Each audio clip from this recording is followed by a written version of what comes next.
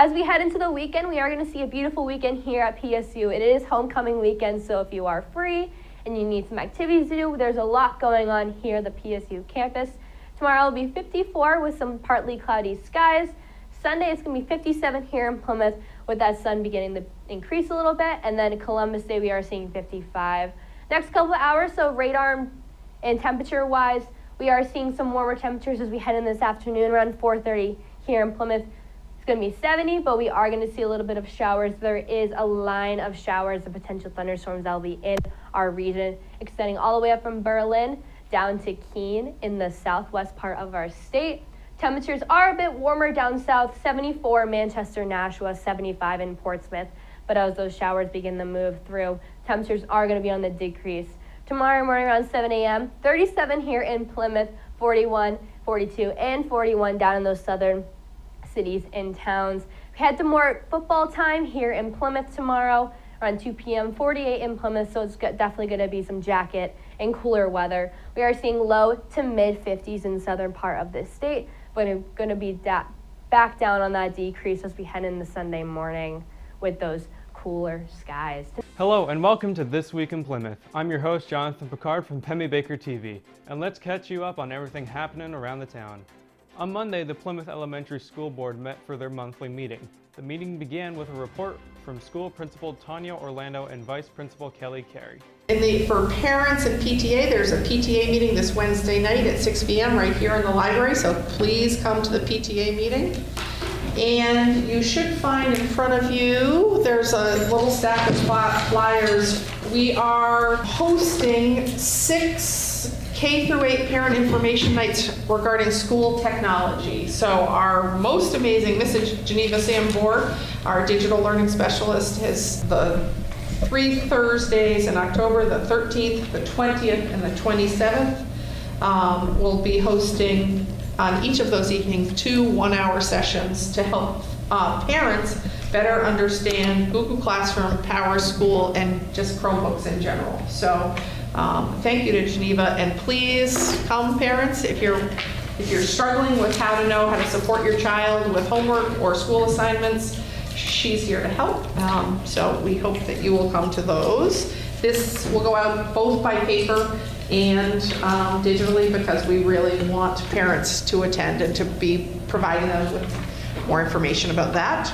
This week we are starting our teacher order ahead wraps through our food service company, Fresh Picks. So some teachers were requesting good healthy options for adult food, so we're launching that this week, getting delivered from the high school. So thank you to Cafe Services for working with us to make that happen. In the area of technology, we are expecting our first shipment of overhead projectors. So as you know, we've been waiting for over a year for some overhead projectors, and we think they're going to come in the next couple of weeks, and we're going to be able to get the first 5 up this month, we think. In the area of facilities, you'll see later on, Jason Bergeron is here to give you an update regarding a number of things in the facilities department. In the area of recent and current events, I just have one thing I wanted to say to the board. We were the site for the primary voting here in September, which is, wonderful, and it's a collaboration between the town and PES to make that happen. I do want to let you know there were some concerns from some staff and some students regarding the voters on campus. And as we go ahead and plan next year's calendar, I will be proposing something different for the primary voting day. We do not need to worry about the November date because we are already closed on that date. It is a parent-teacher conference day this year. But next year we will be proposing that both of those days not have students be in session. There are many, many upcoming events, but I just want to give you let you know about a couple of them. Grade 3 is having a field trip to Castle in the Clouds on October 5th. I already mentioned to you the PTA meeting on Wednesday night. Is it at 6 or 6:30? 6:30. 6:30. There's no school on October 10th. The pre-K are having field trips to the fire station, 3 different field trips for the pre-K. And those will happen on the 11th, 13th, and 14th. On October 12th, our progress reports will go home. And on October 13th, the 4th grade, which I believe is our last grade to go on a field trip, is going to Lost River Gorge. So all of our fall field trips will be done by the first week of November. That is my update. Mrs. Gary? If anybody is thinking about winter, we will actually hold those winter sports signups before the month of October is out, maybe in like 2 weeks. But we'll put that info out there. Right now, working on coaches and finishing schedules, but that will all come together. So we'll get through fall first, but have to think ahead. In terms of safety, we've just got some more drills coming up in the next few months. Our next meeting is this Wednesday. As a group, we are going to collectively look at taking another one of the NIMS, the National Incident Command System courses. We did that a few years ago, and we're going to see if we can dive into another one and get that done as a group. So that is it for me. The board then approved the changes made to the service animal policy at the school, then received both financial and project updates. Controversy strikes at PRHS with the formation of the Bobcats for Life Club, a pro-life group formed by students. Mr. Parsons and Superintendent Kyla Welch updated the board this past Tuesday, October 4th, on how the creation of this group has affected the school atmosphere. Let me give you a brief synopsis of why we're here, and Mrs. Welch has moved the issue I'm going to discuss up front. In June, I was approached by a student about forming a club, and I met with the student and went over the details of how a club works. Basically, in the handbook, it will say they would meet with the assistant principal, but if you recall in June, we did not have an assistant principal at that time, so that's why Mr. Parsons dealt with it and is dealing with it now. So they filled me in on the specifics of the club. I had a short conversation with them and asked them if they told them that they needed an advisor that had to be within the school. They proceeded next, come the opening of school, they did have an advisor, and I had asked them to go out and research and let me know if there was another public high school that was going to have this club. At the time, the club was going to be called the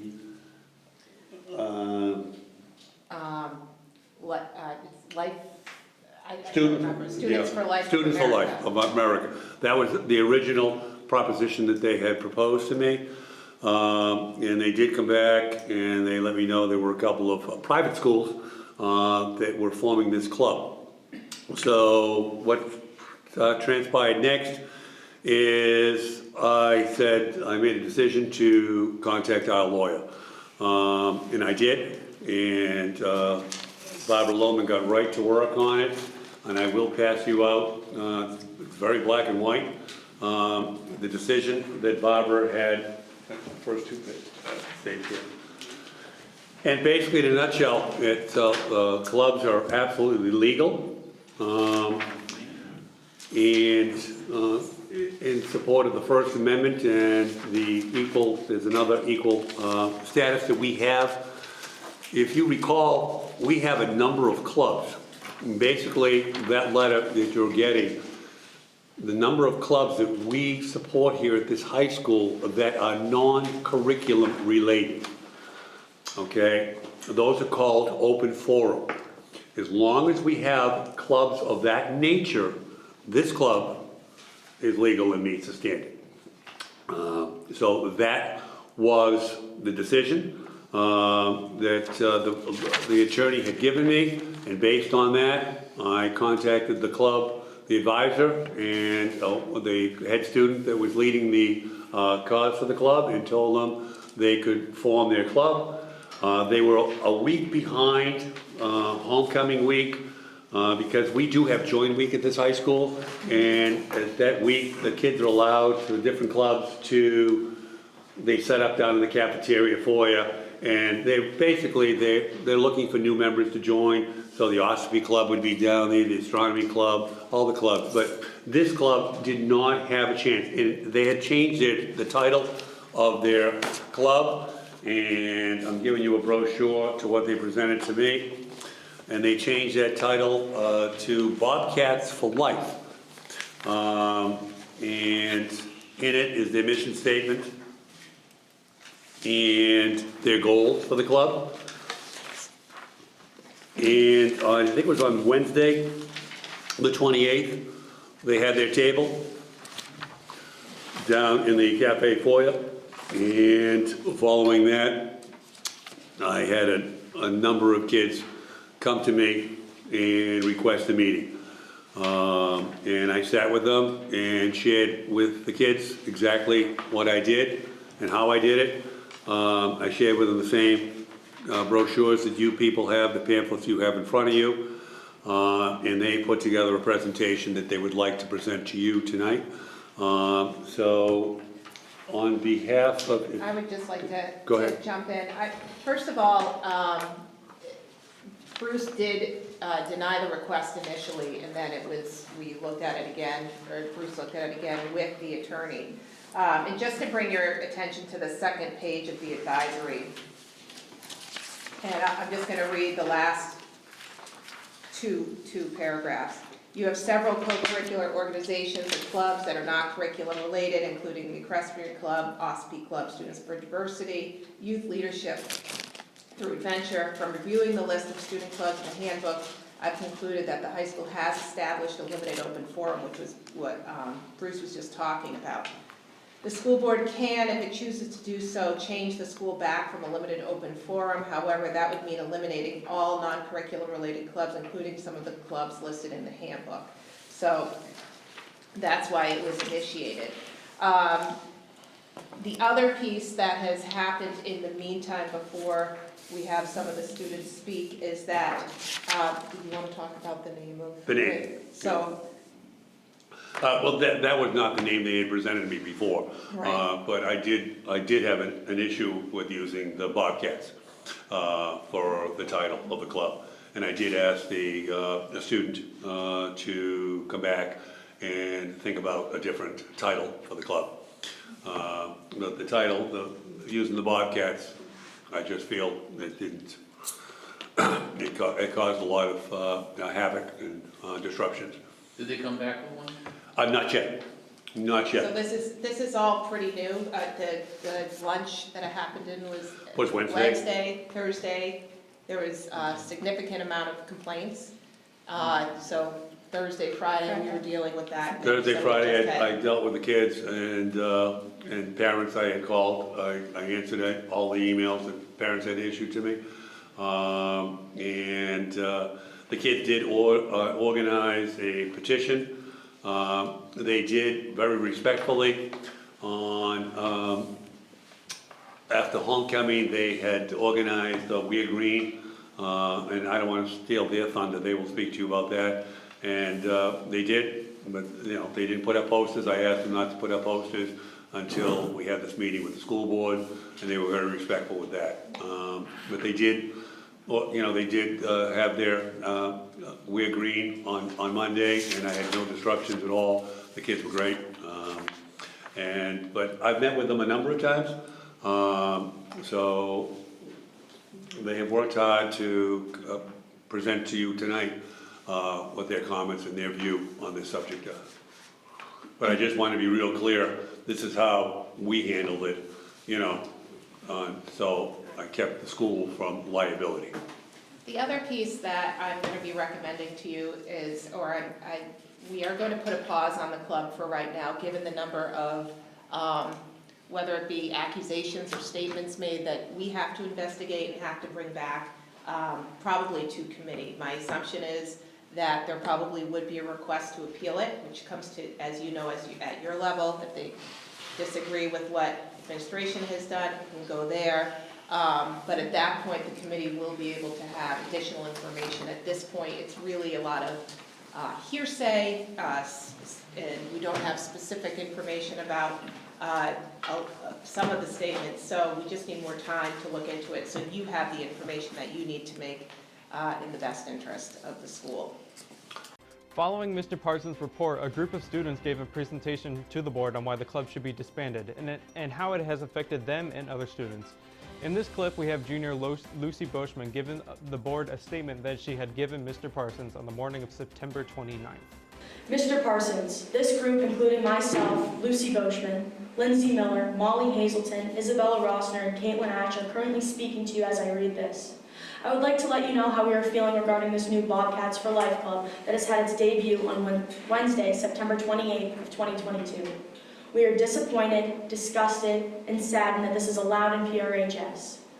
Before the 28th, we were proud members of the Bobcat community, myself, the courageous woman next to me, and many other students in PRHS have decided that we no longer want to be a part of this Bobcat community.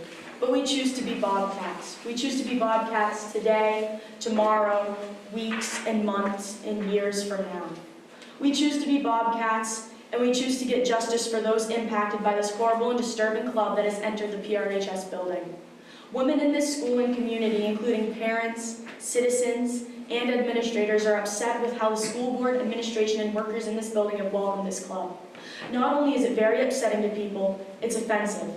According to the Plymouth Regional High School Handbook, under starting a club, it states, if any group of students wishes to establish a club, they should contact the assistant principal and who will work with them on the necessary process. This means that Assistant Principal Eccleston or Cleary has worked with this group, and if that statement is not accurate, then the club is not valid.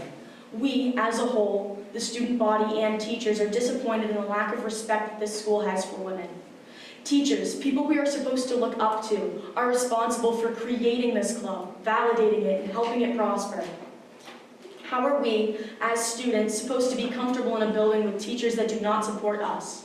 We are here for education. At a public high school in New Hampshire, we are here for education, to learn things that we need to go to college. I certainly do not need anti-abortion and Christianity pushed upon me in order to succeed in high school, college, or life beyond this school. PRHS faculty members have told us all that we can be who we want to be. Not only am I uncomfortable as a student with Christianity being pushed upon me, but pro-life is against many religions. We deserve justice, and we deserve a comfortable environment to learning. There is no need to bring politics into this building, and many students are frustrated. Our intentions are to end this club, and if that cannot happen, the name must be changed, as it has been.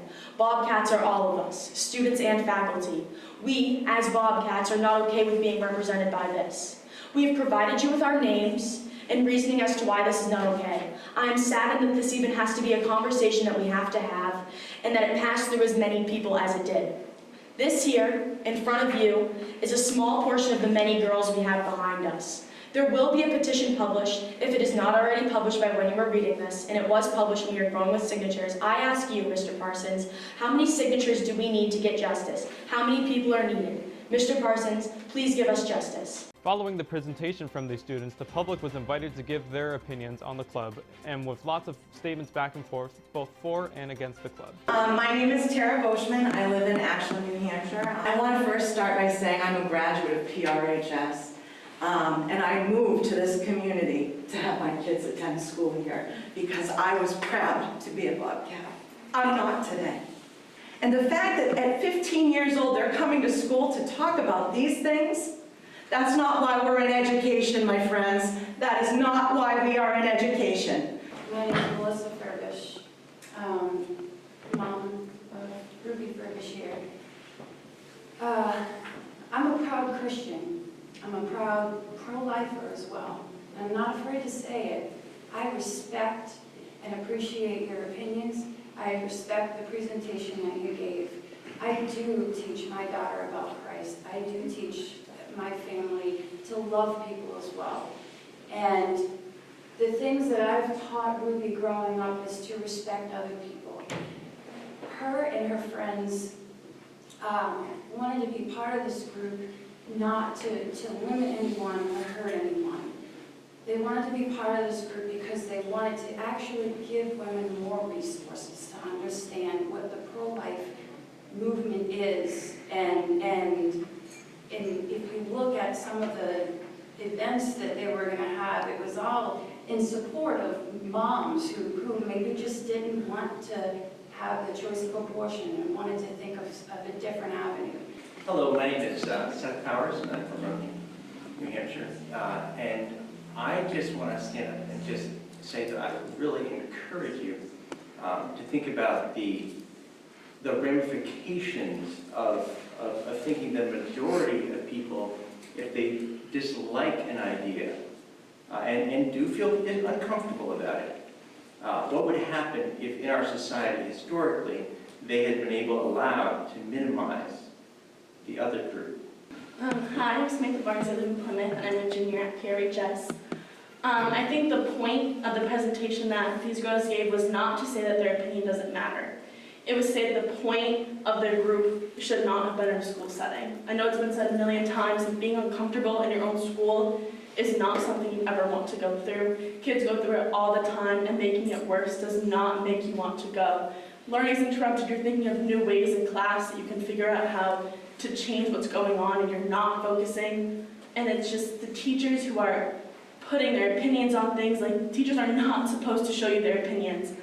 I've never had a problem being friends with someone who has a different political view than me until now, because they're voicing it. I have never cared. We can have opposite sides and still be friends, and the fact that it is causing friendships to be ruined, classes to be divided, students and teachers are not talking, it's just a whole situation that's been taken out of control. Hi, my name is Joe Dodge. I'm from Rumney, New Hampshire. I think an unfortunate part of all this is the ramifications if this club gets closed down permanently, is that all those other clubs need to go as well.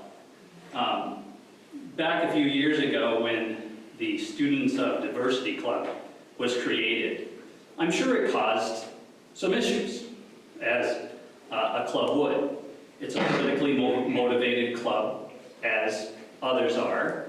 And I personally know a young woman who was bullied her entire senior year and essentially had to hide from a group of people who were her friends because she just wanted to talk about something different. The can of worms is open. All clubs are on the table at this point, or they're all off the table. And I think Mr. Parsons made it very clear legally that is what's going to happen one way or the other. Thank you. But I just want to remind the board and the public in attendance that our purpose is for a peaceful education. I know the supporters that we have here are not here to change anyone's opinion. Personally, I do accept everyone's opinion. That's what I personally stand for. All PRHS students are required to take half a credit of wellness their freshman year. In wellness, you are required to learn about healthy relationships. You are required to learn about all opinions, which I will remind you, this is a public education. I just want to remind the board that we were not here to change anyone's opinion. We are here for a public education. We unfortunately are unable to highlight everything that was said at Tuesday's meeting regarding this issue. We strongly encourage that the public watch the meeting in its entirety to get the full details of what happened and how the board will act moving forward. Moving forward in the meeting, Kyla Welch informed the board of her decision to remove remote days from the curriculum, which means snow days are back on the table. On the night of October 6th, the planning board met and were given a presentation from Justin Skelly from DPC Engineering about the Stormwater Asset Management Program. The town of Plymouth was awarded $30,000 from New Hampshire Department of Environmental Services to create an asset management program for our stormwater drainage system. So like I said, just a primer on stormwater systems for those who aren't familiar. I mean, it's pretty basic, right? It rains, the water's got to go somewhere. So what doesn't make it into the ground, you know, it runs off. So there's a lot more impervious area, whether it's pavement, you know, homes, buildings, etc. And that stormwater needs to be managed. ultimately, you know, like in this nice little diagram I found here, it all ends up into a receiving water at some point. You know, we're able to show that the town has approximately 12.5 miles of storm drain pipe, so we're gonna have to basically inventory and catalog each, you know, piece of pipe within that. And then there's approximately 1,700 structures, and those, like I was talking about earlier, are composed of catch basins, manholes, and then inlet and outlet structures. EPA basically put together this graphic. I use it all the time. I love it. Essentially, you know, walking through the upper graph here is what's always been done historically, right? You have an asset, whatever it is. We can just talk generally. You have an asset, you put it in, you run it until it breaks or needs to be replaced, and you do that. You wait until it fails, you know, you wait till a pipe breaks, you wait till there's a sinkhole in the road, and you have some, you know, high level of replacement cost down the road. The new way of thinking about things is, well, over that same period, can you be doing, you know, these minor steps in terms of like O&M costs, so keeping up on things, whether it's operationally or performing, you know, levels of maintenance. The goal here is obviously to prolong that asset life by doing those, you know, more intermediate steps and keeping up on things. Hopefully you're going to get more life out of that asset, as well as know when you really need to consider, you know, rehabilitating or replacing it before essentially it's too late. So the next steps actually are to establish that level of service and the goals for that. We have a workshop tentatively scheduled for November 16th. Thank you very much. It was an excellent presentation and very informative, and I'm sure there'll be more discussions going forward. Following the presentation, the board discussed the removal of the trash receptacles that took place last month. Members of the public also came up and spoke about how this has affected them. So I think part of this is sparked by the select board's removal of the trash cans downtown, which for me led to several other questions about our kind of broader vision of downtown and how that fits in or doesn't fit in, perhaps with what's in our master plan as a vision for downtown. Yeah. I would caution us opening up a public discussion about trash cans here at the planning board, because I think we don't have the authority to determine the future of the trash cans. I think what we can do as a board is look at the master plan. I don't really want to be in a position where we're telling the select board to do what to do, but maybe point out that we think that, you know, a welcoming, vibrant downtown is what's called for in the master plan. Joyce Weston, representative for Plymouth, and also chair of the Plymouth Beautification Committee. We want to beautify the downtown and help restore the gardens that are really neglected, but we do not want to become maintenance for either PSU or Parks and Rec. I noticed I was walking my dog. My dog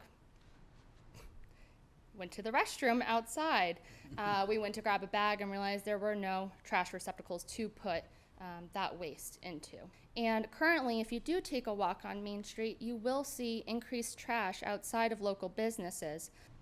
As a planning board, we don't really have the power to make decisions about staffing and the appropriation of funds for garbage removal and garbage cans and all that sort of stuff. Yesterday, October 7th at 7 p.m. was the PRHS Grey Out event versus Guilford Belmont.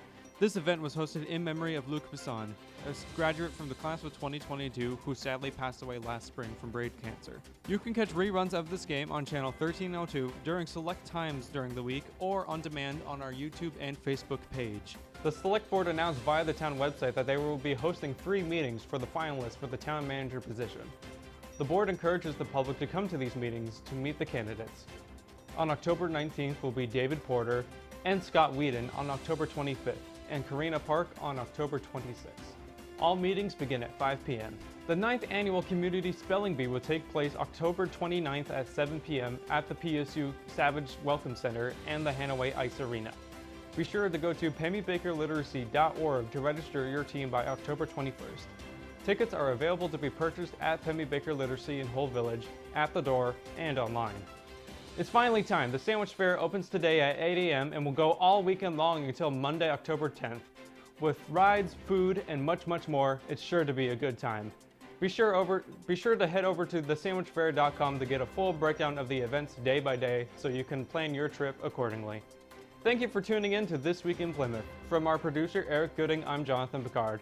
And remember, if there's anything you want us to cover on the show, please contact us at the information on your screen. Thank you for watching, and we'll see you next week.